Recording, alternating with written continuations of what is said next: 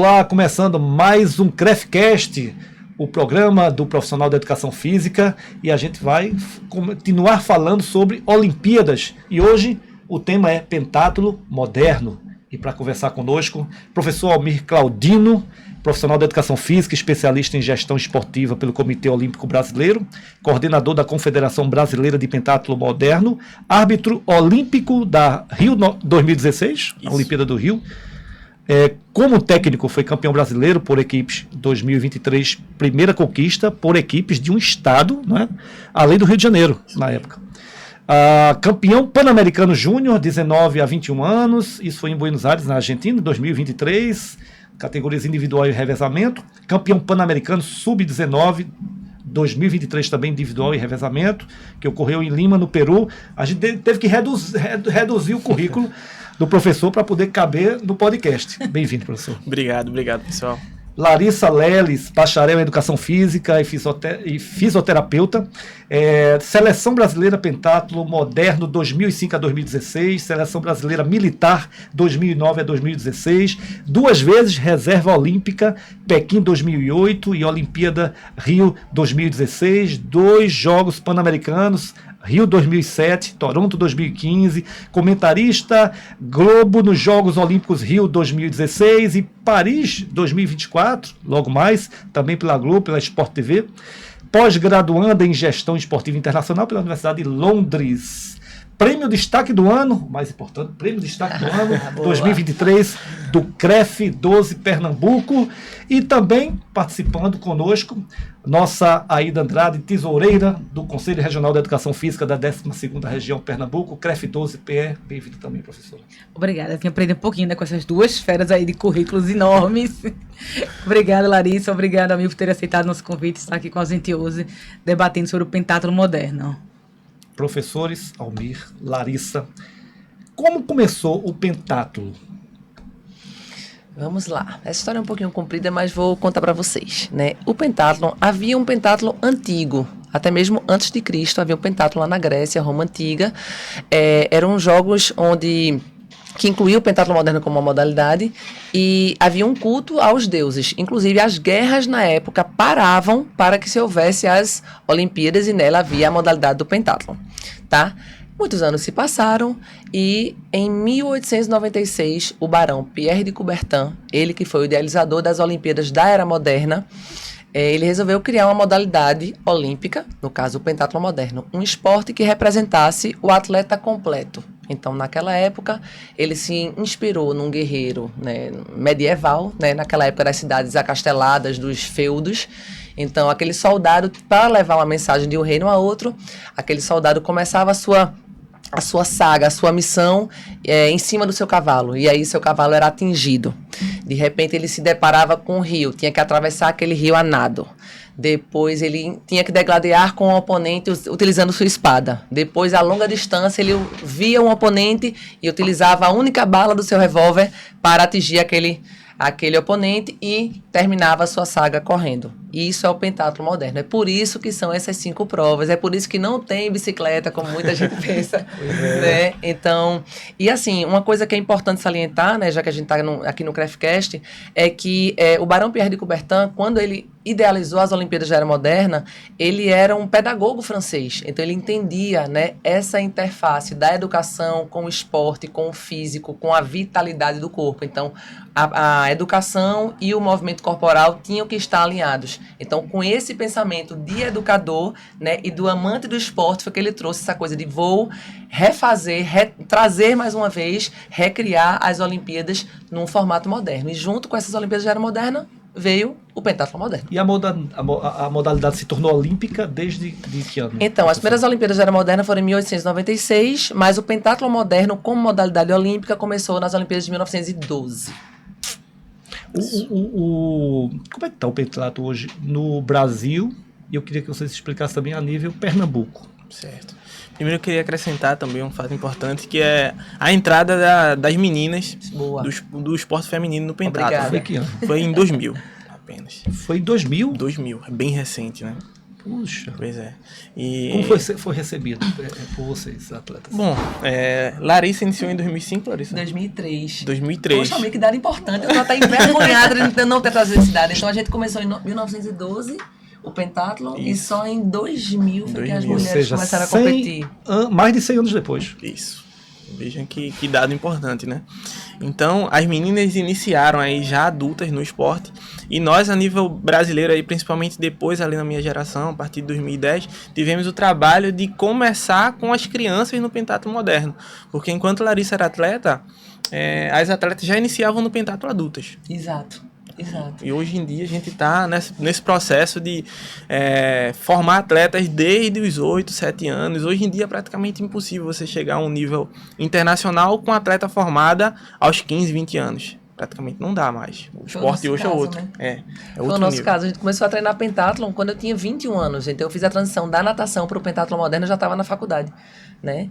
Então, esse dado que a me trouxe, né, de realmente pegar as crianças para fazer um esporte, e esse esporte ser o pentathlon, isso é o pulo do gato, né? Eu me lembro das nossas primeiras convocações para a seleção brasileira, a gente indo treinar na França e na Itália, e a gente chegar no centro de treinamento pentathlon e tá lá os pentatletinhas. Que eles começam com a natação e a corrida. Que idade, somente. professor? Aí, 6 anos de idade, se quiser. No projeto daqui de Recife, está começando com 7 e 8 com 7 e 8, né? Porque nós damos prioridade a pegar atletas já iniciados na natação, vindos de outros projetos, geralmente, porque pela quantidade de profissionais, hoje a gente tem uma equipe multidisciplinar de 7 pessoas, tá? Incluindo profissionais de educação física, fisioterapeuta, psicólogo.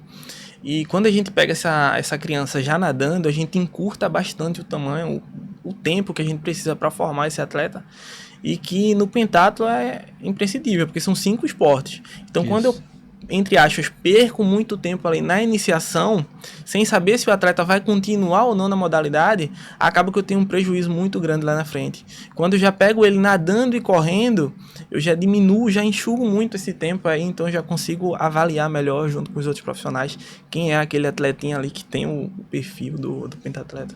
Aproveitando, Romi, essa tua colocação, né, sobre esse treinamento, se tiver algum pai, alguma mãe, algum esportista que queira participar do pentatlo, a quem ele deve procurar, onde ele deve se inscrever, a quem ele busca para conhecer a modalidade e querer ou não, né, continuar praticando ela. Sim, sim. Eles podem me procurar, eu fico responsável por essa parte, junto com a Renata, que trabalha no administrativo. E eles podem entrar através do nosso Instagram, @PentaJovemRecife. E como eu falei, a gente está recebendo crianças de 8 a 11 anos, a gente sempre está fazendo teste, procurando novos atletas, né? Hoje a gente pode dizer que é referência no Brasil. Inclusive a gente veio de competição agora com ótimos resultados.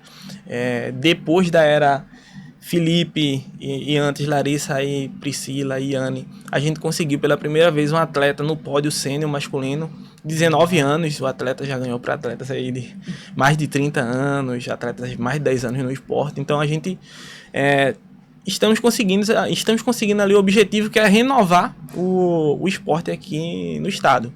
Depois das meninas ficou um hiato muito grande, principalmente depois da Rio 2016.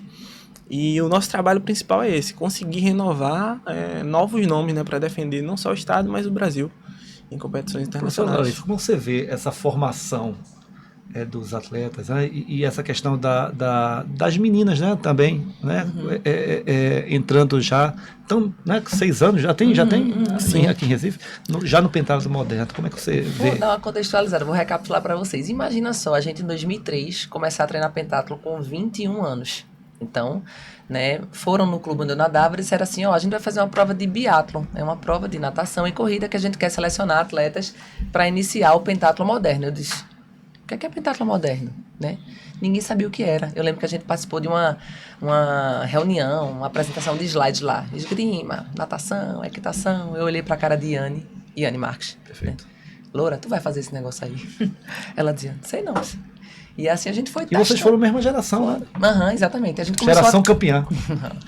Obrigada. A gente começou a treinar pentatlo no mesmo dia 1º de outubro de 2003, né? Eu, Yane e Viviane Brasileiro, essa atleta inclusive deixou depois.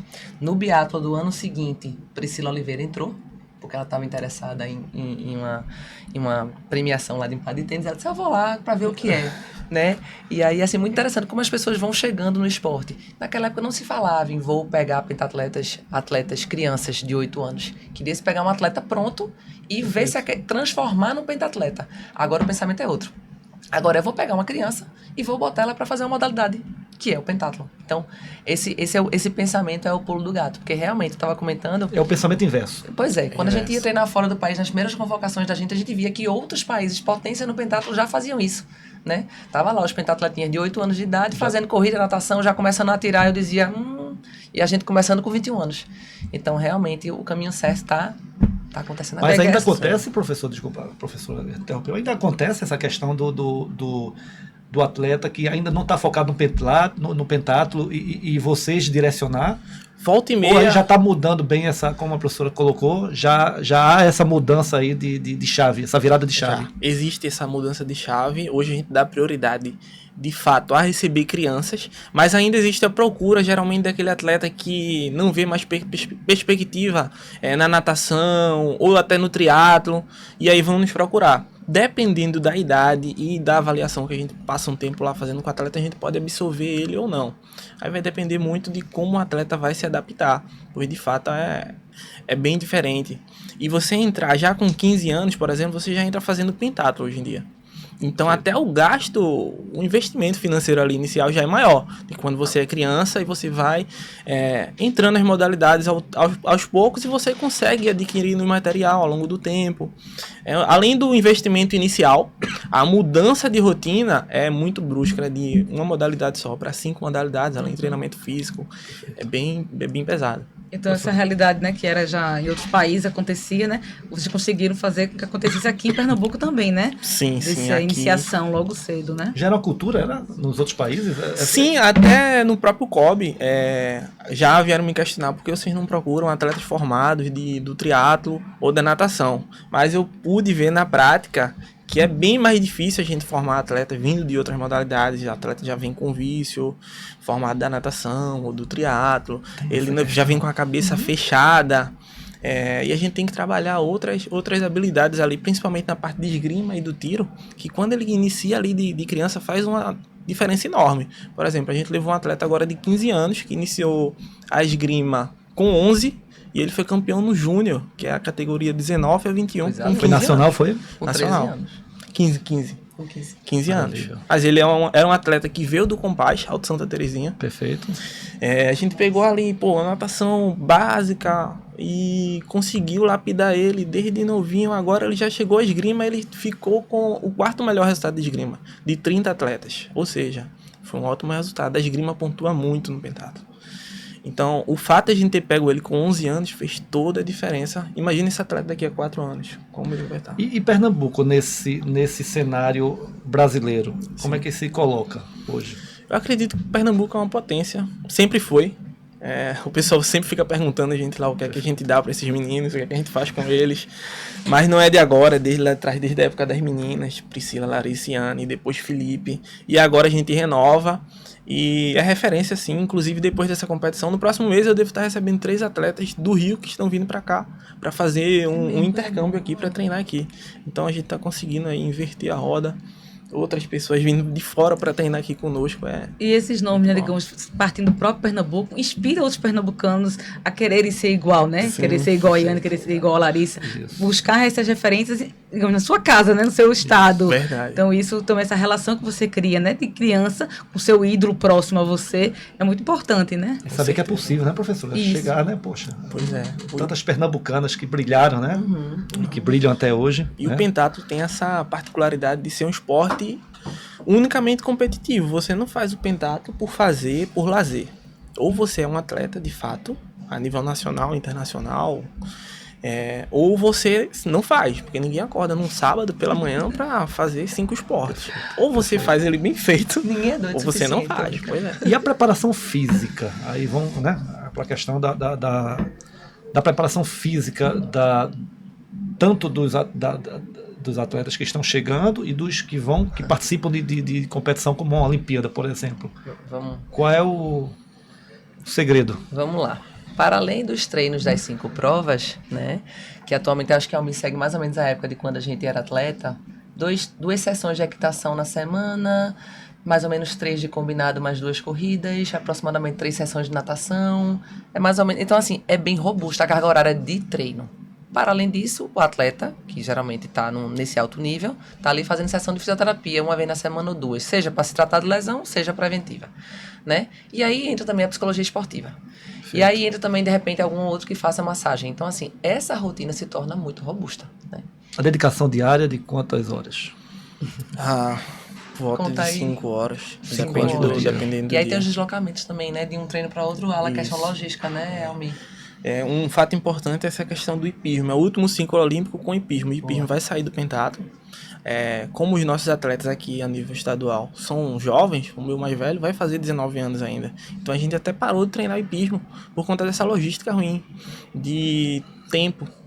E até o risco de lesão no hipismo, que é muito alto. Para um atleta que não vai mais competir, então a gente acabou optando já por trabalhar a nova modalidade, que vai ser uma prova de obstáculos, um percurso de 70 metros, onde esses atletas competem homem a homem, ou mulher a mulher, se for o caso, para ver quem consegue completar essa pista aí o mais rápido possível. E voltando para a formação, como é que está essa questão da Bolsa Atleta para Pernambuco? Vamos lá. Atualmente os atletas têm atletas e os treinadores, inclusive, né? Tem o apoio do Bolsa Atleta estadual. Podem ter, né? De acordo com o seu resultado. Bolsa Atleta estadual. Pode pleitear a Bolsa Atleta federal também. E tem um time PE dentro do âmbito estadual, né? Atualmente aqui no estado a gente também está com suporte do Bolsa Técnico. E assim, eu que cheguei lá desde o começo, quando a gente não tinha nada, não tinha bolsa nenhuma, eu posso dizer que muita coisa melhorou, sabe? Não só para o atleta, para o treinador, realmente é de se admirar. Inclusive também em relação aos apoios do Exército Marinha Aeronáutica, né? Eu em 2009, quando eu lembro que eu me formei na minha primeira formação universitária, eu pensei, e agora? Vou ser fisioterapeuta ou vou ser atleta? E aí, nesse momento, eu me vi, né? Foi na época que o governador Eduardo Campos sancionou a lei do Bolsa Atleta Estadual. Então, eu disse, não, agora Bolsa Atleta Estadual, Bolsa Federal. E agora eu sou militar do Exército, poxa, agora eu sou atleta profissional, que era um grande sonho para mim, que antes era impossível a gente, né, pensar, ia ter que conciliar uma carreira profissional com o ser atleta, né? E com essas bolsas que foram chegando, culminando com o apoio do Exército Brasileiro, realmente proporcionou que muitos atletas, inclusive Larissa, Priscila e Yane Max, se tornassem atletas profissionais. E como é que fica essa relação? Por exemplo, Larissa, ela começou atleta e depois virou profissional de educação física. Já o Almi fez o inverso. Ele virou-se, né, estagiário de pentatlo e virou depois treinador de pentatlo. Como vocês veem essas relações, essas diferenças, né, digamos, na formação de vocês? Eu encontrei com o Almi semana passada e falei pra ele que eu tenho muito orgulho dele, assim, da trajetória dele. Eu lembro da carinha dele chegando lá para ser estagiário. Né? Almi, assim como Alexandre França, que foi o pioneiro, né, foi quem trouxe a ideia do pentatlo moderno para cá em 2003, nenhum dos dois foi atleta de pentatlo. Então fica uma deixa aí, né? Porque a gente sempre acha que um grande treinador ele tem que ter sido atleta da modalidade. E na verdade não. Ainda mais modalidades assim, talvez não tão conhecidas, modalidades com dificuldade de apoio, com dificuldade inclusive de estar no programa olímpico, né? Vocês estavam falando aí do rugby, da hóquei na grama e outras modalidades que precisam de fomento aí. Acontece, assim, dá para acontecer, pode ser assim. Um profissional de educação física que se especializa, capacita, estuda gestão e aí vira um grande treinador. Então, se referência na área. Inclusive, Alexandre França, treinador de Yane, foi treinador de uma atleta olímpica, de medalhista olímpica, sem nunca ter sido pentatleta antes. É um detalhe curioso, né? Como se tornar um treinador? Alguma dica para os profissionais de educação física que estão os estudantes, né, os estudantes também que acompanham o CrefCast? Eu indicaria, assim como os pentatletas, iniciar pela corrida e pela natação. Acredito que é um bom caminho. Iniciar pela corrida e natação. Isso. Ambos ou um ou outro? Um ou outro, você já tem um start ali. Mas se o profissional ele tem essa facilidade de dominar ambos, ele já está um passo à frente. Hoje, por exemplo, a gente tem... Dica de ouro aí. A gente tem uma dificuldade muito grande de conseguir profissionais que trabalhem com esgrima. Eu sou mestre de armas, nível 1 com relação a trabalhar com esgrima, fiz o curso das armas e consigo dar treino de esgrima junto com o Felipe, que trabalha conosco lá. Porém, a gente não consegue mais outros profissionais de esgrima aqui no Nordeste, por exemplo. E a gente já chegou até a realizar um curso de esgrima aqui e poucas pessoas se inscreveram. Então, Existe hoje curso de esgrima? em Recife? Existe. Onde? Não, Não está aberto, né? não tá está aberto, aberto. Mas a procura foi muito pequena. Esse é o que eu É quis justamente a falar. questão do fomento ao esporte, né, gente? A gente tá falando da modalidade Pois é. olímpica, onde Recife tem uma medalhista olímpica. Isso. Essa coisa da gente moer, da gente fomentar Isso. o esporte, né? E, assim, uma dica que eu dou, assim, se você tá no esporte onde você é pioneiro, se você adentra no Mar Azul onde não tem ninguém lá ainda, você também tem essa vantagem, Falta o quê? Incentivo? né? Falta, na verdade, as pessoas conhecerem, né? E aí é muito bom a gente ter um espaço como esse para as pessoas saberem que existe. Claro que quando a gente tem um momento de visibilidade, Jogos Pan-Americanos, Olimpíadas, também ajuda, né? Desperta. E aí, desculpa, Larissa, ampliando um pouco essa visibilidade ao esporte, né? O CREF está também em parceria com a Almi, com a Federação do Pentatlo, fazendo formações com os professores da GRE, né?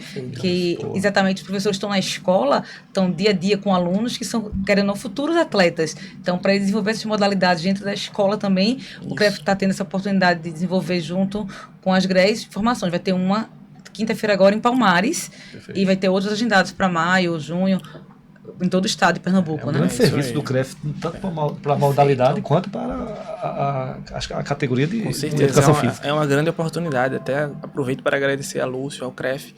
Na quinta-feira a gente vai estar lá em Palmares e a gente vai levar formas de como você trabalhar uma escolinha de pentatlo moderno, por exemplo, lá naquela escola lá longe da região metropolitana. Como você pode fazer o trabalho de base, principalmente com essa criança, através da corrida e da natação, como é a distribuição durante a semana desse treino, que é principalmente voltado para essa categoria inicial. De fato, a parte do treinamento específico para o alto rendimento é mais complicado, necessita de mais material, mas a parte de natação e corrida pode ser até um diferencial para aquela escolinha de natação que trabalha só a natação 30, 40 minutos.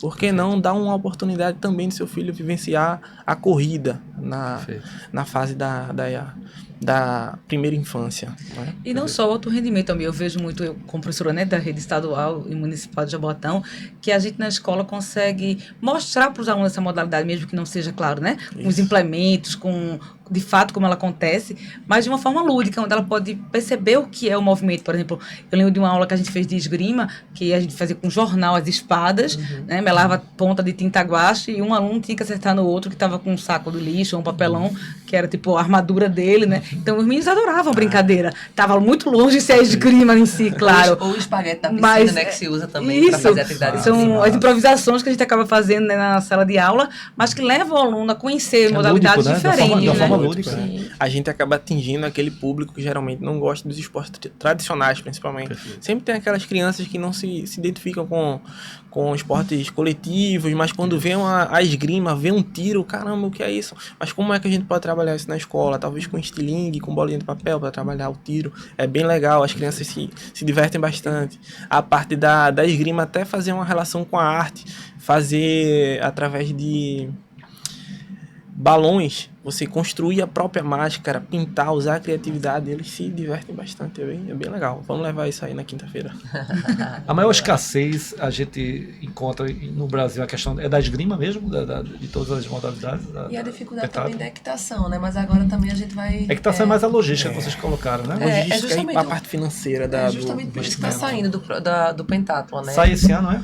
Já sai na Olimpíada de Não, a gente 2024? vai ter agora as Olimpíadas de Paris. É a última.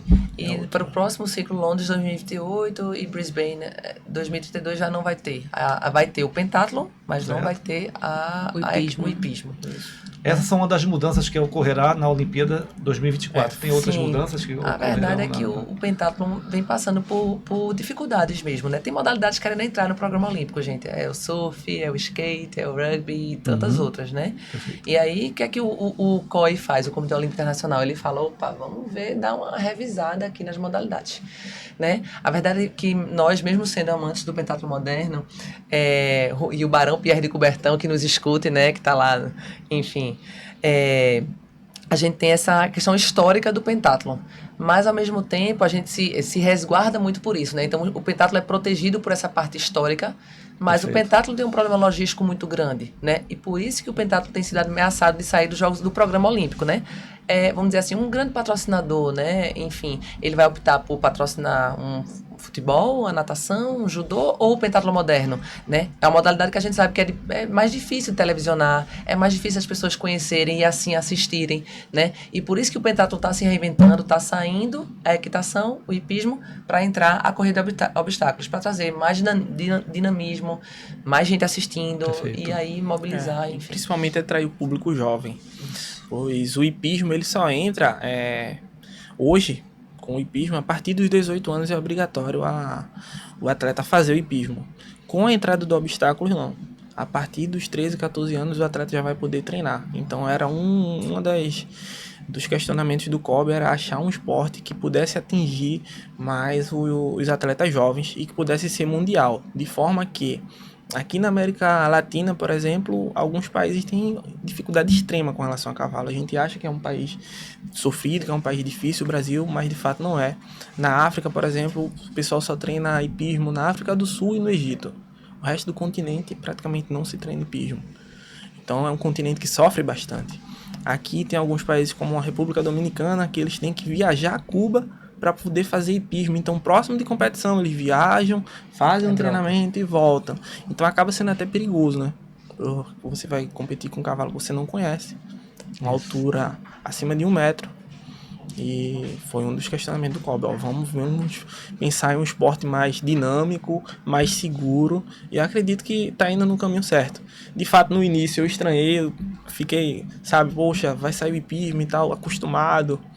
Mas hoje eu vejo que é um caminho melhor, de fato. A gente consegue até colocar relação como algo benéfico, né? Para a própria modalidade, o crescimento dela, né? Isso, a gente consegue colocar mais crianças para treinar hoje. Sim. Antigamente eu só tinha condições de colocar 6 atletas para treinar hipismo por conta dos valores, acaba sendo muito alto. Então hoje não, a gente consegue... Queria aproveitar o link só, a gente tá falando aqui de grandes profissionais de educação física e grandes gestores, né? Eu falei aqui do nome de Alexandre França, foi o treinador pioneiro que trouxe o pentatlo para cá. Ele atualmente trabalha na UIPM, na União Internacional do Pentatlo Moderno, e ele participou desse ajuste do pentatlo, da saída da equitação, do hipismo e da colocação, a eleição da prova de obstáculos para entrar no programa do pentatlo. Então veja, Alexandre França saiu daqui, de Recife, foi treinador de Larissa Prisciliani, foi para a União Internacional do Pentatlo Moderno, e aí é ele que é um dos pioneiros também dessa mudança, desse ajuste do pentatlo como modalidade olímpica, né, no mundo todo. Um ajuste histórico, né? Porque ele mexe com toda uma tradição, uma cultura da modalidade. Uma parte interessante é que hoje a prova de pentatlo, a final, acontece dentro de 90 minutos. Então é bem rápido. Então o público não precisa mais se preocupar, até como era na Rio 2016, em se deslocar ou passar uma tarde assistindo uma prova. Para o atleta é bem mais difícil. É bem mais puxado, não tem tempo para descansar, geralmente varia ali entre 10 a 20 minutos o intervalo de uma prova para outra.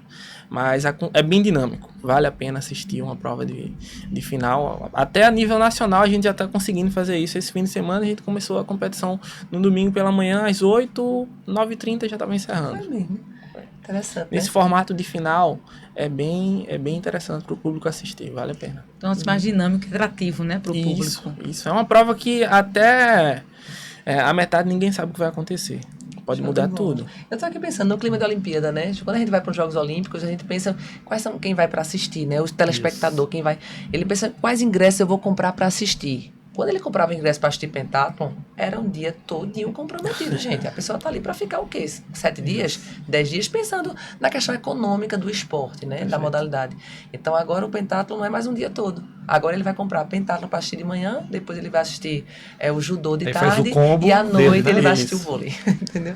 Então isso não era tudo... possível fazer esse combo antes. E a gente tem que pensar isso tudo, gente. Porque o esporte é economia, é turismo, é movimentação, é legado que fica depois para a cidade, né? Tô falando isso porque a gente tá nesse clima, né, de Olimpíadas. Perfeito, maravilhoso. Professora Aida, perguntas? Não, era isso mesmo, né? Enfatizar essa questão dessa importância, né, de ter essas modalidades na escola também, né, vivenciando com os alunos, para despertar neles desde cedo essa vontade em praticar essas modalidades. Como o Almir, ela trouxe, são 5 modalidades diferentes, né, que você pode se desenvolver várias capacidades diferentes em cada uma delas, né? Professor Almir, professora Larissa, prazer ter vocês aqui, um bate-papo, né, maravilhoso para quem curte a modalidade também, principalmente. Queria que vocês deixassem aí a mensagem de vocês, né, nesse ano de Olimpíada, né? Quem sabe a gente não traz novamente né? Conquistas para o nosso país. Deixa aí a mensagem de vocês. Professor, fique à vontade, o microfone é seu. E obrigado pela presença aqui no CREFcast. Eu que agradeço, obrigado a todos. É um prazer sempre falar de pentatlo moderno, é algo que a gente gosta, então a gente sempre se empolga e está sempre à disposição, né? E gostaria de deixar aberto as portas do pentatlo moderno aqui em Pernambuco para vocês. Podem nos procurar através do Instagram, principalmente. Qual é o Instagram? @PentaJovemRecife. @Penta Jovem Recife. Vai colocar na legenda. E se permitam conhecer um esporte olímpico, um esporte diferenciado, um esporte nobre, que vale muito a pena vocês conhecerem e colocar os seus filhos para praticar. Maravilha, professora Larissa. Muito obrigada, gente, por essa oportunidade, né? De estar trazendo um pouquinho da história, do pioneirismo, da versatilidade. Enfim, para mim é uma honra estar aqui falando um pouquinho sobre o pentatlo para vocês. Também me coloco à disposição, né, enquanto gestora, para estar aí fomentando e ajudando o pentatlo a crescer e se disseminar aí pelo Pernambuco e pelo Brasil também. A gente que agradece a sua ilustre presença, viu, também. Professora Aida, obrigado também. Obrigada, Fernando, e a todos que estão nos assistindo, né? Siga lá o @CREF12, ative as notificações lá no canal do YouTube e qualquer dúvida tem nosso site, nossos canais de atendimento, telefone, WhatsApp. O site cref12.org.br. E você que nos acompanha pela plataforma de vídeo ou de áudio, fique antenado para os próximos programas CREFcast. A gente se vê.